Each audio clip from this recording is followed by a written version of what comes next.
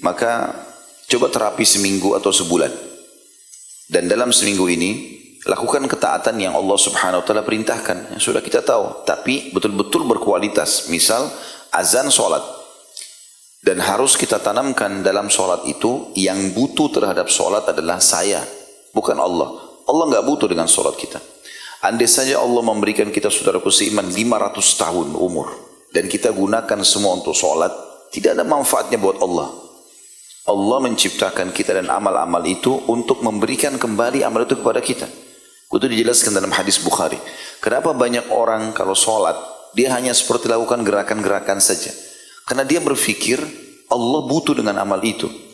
Seperti hanya sekedar setor kewajiban. Oh berarti Allah sudah suka, selesai. Yang penting saya sudah sholat. Tidak saudara. Tidak akan ada maknanya itu.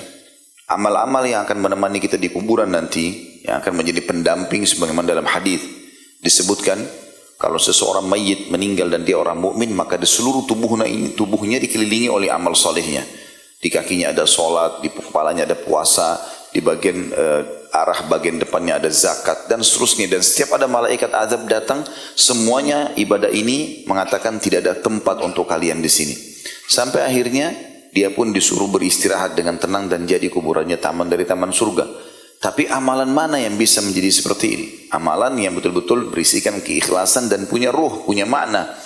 Dan tidak ada maknanya, tidak ada kekhusyuan dalam ibadah ini.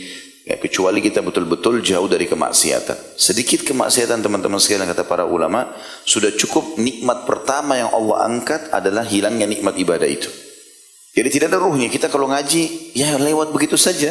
Kalau berzikir ya begitu saja. Tidak ada kepekaan. Tidak ada merasa enak sekali baca Quran ini. Rasanya tidak mau tutup, tidak mau berhenti. Ada perasaan yang muncul kalau sujud, rasanya nggak mau angkat kepala karena lagi asyik ngobrol sama Tuhannya. Itu nggak bisa muncul selama ada maksiat. Begitu juga selain contoh yang lain, sholat, zikir pagi petang. Coba on time, habis subuh baca. Jangan berdiri kecuali sudah baca. Habis asar juga begitu, jangan ditunda. Itu juga dengan baca minimal 10 ayat per hari. Komitmenkan. Jalan sebulannya, semuanya kerjakan. Dan pintu maksiat apapun, Anda lebih tahu maksiat itu. Dan umumnya maksiat itu terjadi di waktu-waktu lengah. Lagi santai, malam-malam, habis mandi, minum teh, depan TV, mulailah nonton. Mulailah ini dan itu. Ya. Maka kemaksiatan itu hanya bisa dilakukan oleh syaitan. Membuka pintu itu untuk kita kalau kita lagi lengah. Oleh karena itu harus hati-hati. Kalau kita lagi padat jadwal, umumnya syaitan agak sulit untuk menggoda kita.